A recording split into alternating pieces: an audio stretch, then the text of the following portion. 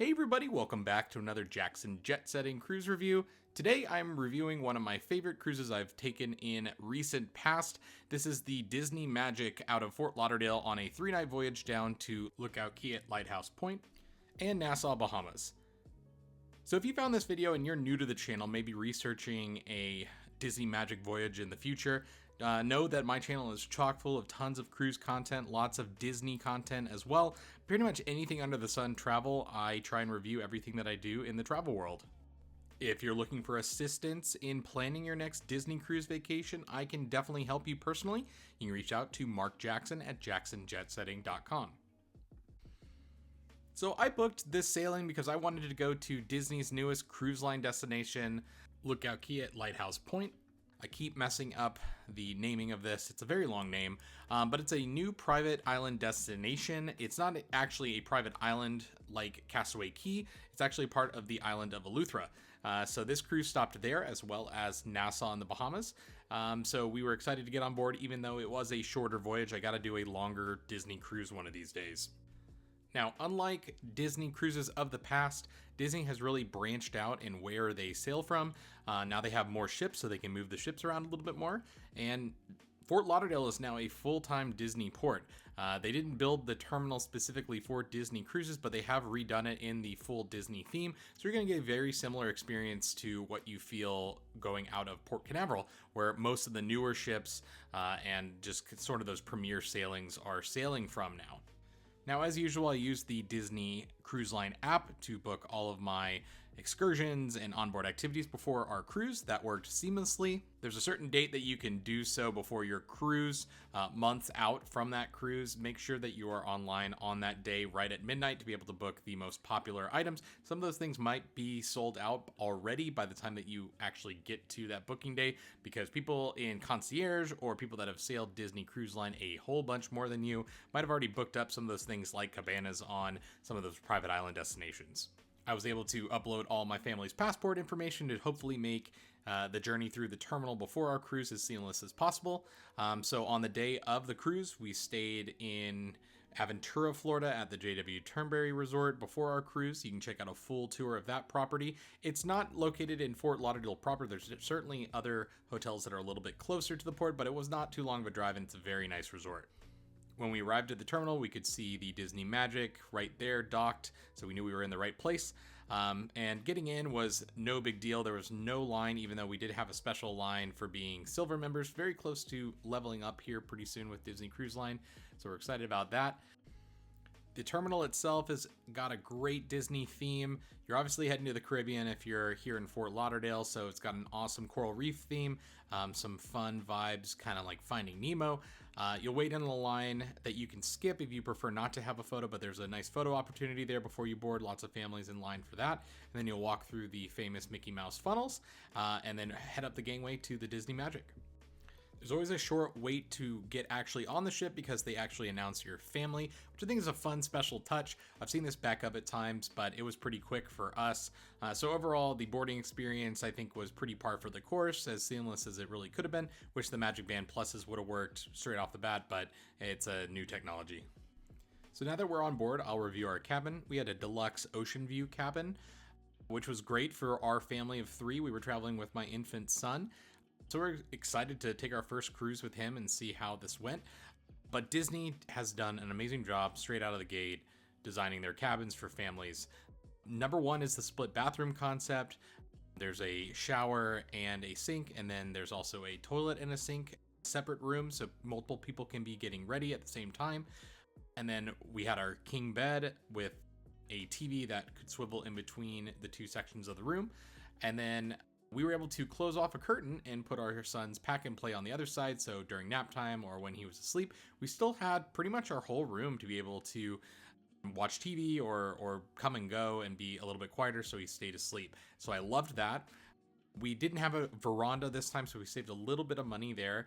Overall, I didn't really miss it on this shorter voyage, and we still had some great ocean views. It was on a lower deck, which did have some noise when we were docking in the mornings, but we were kind of already up for the fun of the day, so that wasn't too big of a deal. So overall, I loved our cabin. Our cabin steward was awesome. One premium thing about Disney Cruise Line is that they actually clean the rooms twice a day. Most other major cruise lines have cut back on that to just once a day. So that's really awesome. They come in, they turn down the room at night, they put in cool towel animals that are always a surprise. They work really hard, and it's awesome to have just amazing cabin attendants every single time that we've been on board the Disney Cruise Line. So next I will review the cruise itself. So the Disney Magic is the oldest Disney ship. It was the first one. It launched in 1998. So you would probably expect from a 30-year-old ship that things looked really downtrodden or a lot of wear and tear, but Disney has done an amazing job of keeping these ships looking sparkling brand new. They look newer than some ships that are less than 5 years old that I've sailed on. I'm absolutely blown away by this, and yes, I am a Disney fan, so I love all the Disney touches on board, but overall these ships just look like a luxury liner from the past. I think they do an amazing job with this, and it's just something very special about Disney Cruise Line. Compared to a lot of the other ships that I've sailed, I feel like these ships are some of the best designed at sea, because most of the public decks are going to go all the way through from forward to aft. There's not a lot of dead ends. There's not a lot of pathways that can kind of get you lost, and even some of the newer ships are definitely guilty of this. There's 3 different elevator shafts, so you can go up and down decks from not far in corners of the deck. You don't have to truck all the way back to the forward or the aft, which is a big complaint of mine on the Wish. So overall, I really loved the design of the ship. I did like the upper decks. All of the splash pad areas for my infant son to be able to play were great. Fun fact, if your kid is not potty trained, they're not allowed to use the pools.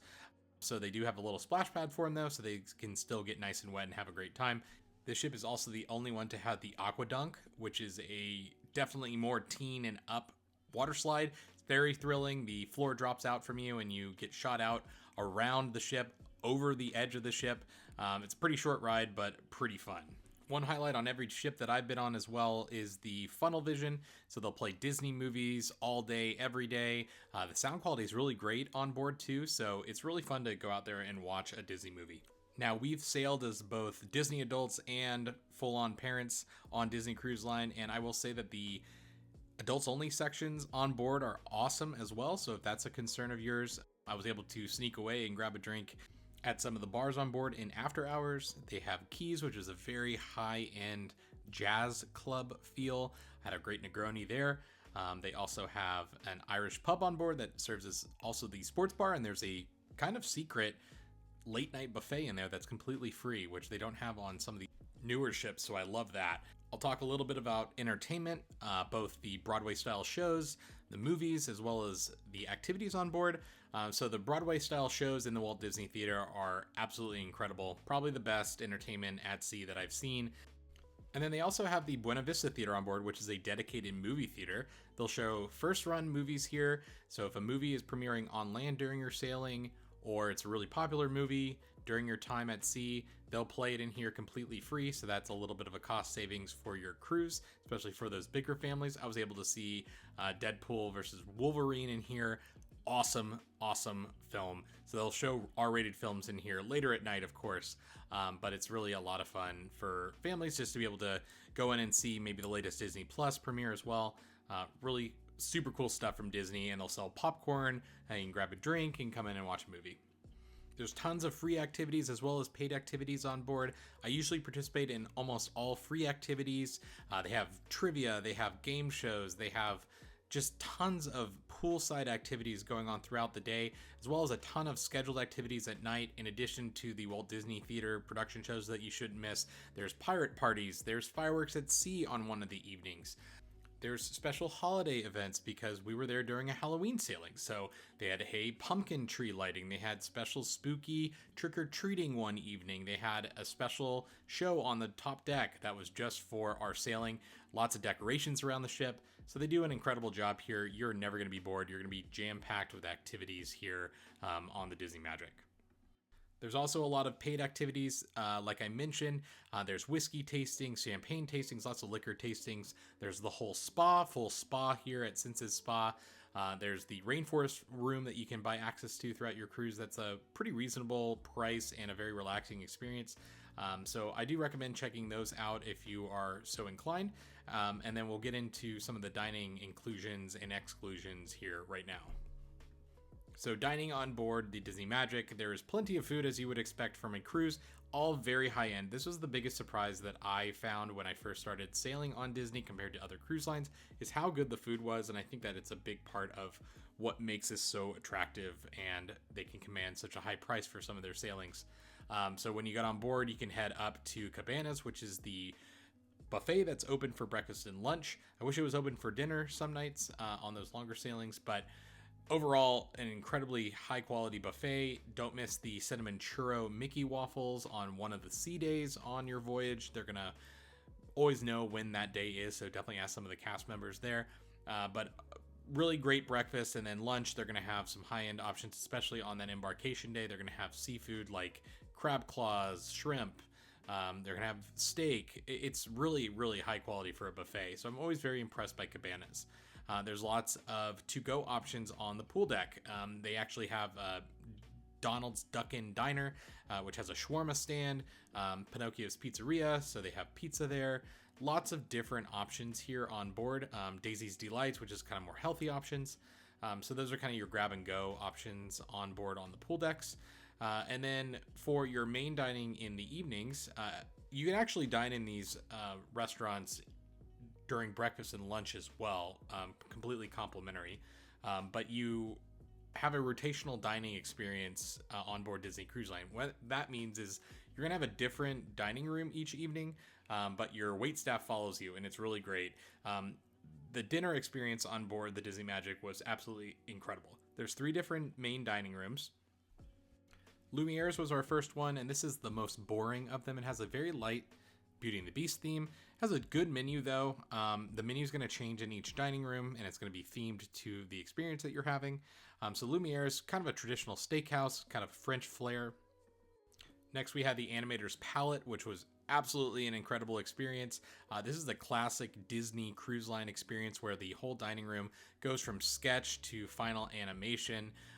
Mickey Mouse makes an appearance. It's absolutely a blast, so don't miss that. And then one of the newer venues on one of the dry docks that they added after the ship was built is Tangled. And so Tangled takes you through her birthday party, and there's a whole dinner show involved. It's a very loud experience, but really a lot of fun. Our son loved it. So don't miss that, and the food itself is really good too. Now, unlike some of the newer ships at sea for Disney, there's only one upcharge restaurant on board, and that is Palo. It is very well worth it at $50 a person. Just an incredible experience. Italian food, very high end, more high end than what you would experience in some of the main dining restaurants. Lengthy experience for dinner as well. It's for adults only. As I mentioned before, there's lots of bars and restaurants on board. I've already detailed some of the after hours bars, but of course there's plenty of pool bars on board, and then they actually have a new Soul Cat Lounge, which is themed to the movie Soul, which has some smoked cocktails and things that we ended up hanging up at. They have a lot of different activities here throughout the day and cruise as well. So plenty of options to go explore. There's lots of nooks and crannies here on the Disney Magic for you to discover. So finally, I want to review our itinerary. So we were able to stop at Lookout Key at Lighthouse Point for our first stop. This is Disney's newest cruise destination. It is purpose-built for Disney. It's a private destination, though it's not a private island. It's on the island of Eleuthera. Absolutely stunning beaches. Some of the prettiest beaches that I have ever seen. The island is still sort of in a soft opening phase. They had a lot more done by our cruise in late September than when they opened in the summer of 2024. But a lot to do here. But if you're a beach person, this is going to be an absolute hit. I loved how they brought in a lot of the Bahamian culture as well, and they brought in characters and actually had entertainment on the island as part of your stay on the island. Of course, they have a free buffet. It's really a good barbecue. I feel like they need to work out a little bit of the line situation there. And then they do have a Serenity Bay area just for adults. That area was a little bit of a letdown to me, though I didn't spend a ton of time there. I'm just comparing it to Castaway Cay, and I feel like Castaway Cay's area is spectacular. Of course, there are cabanas that you can also opt into, though, as I mentioned, those are very hard to get, so make sure you book well in advance. Okay, that should do it for my review of my Disney Magic cruise.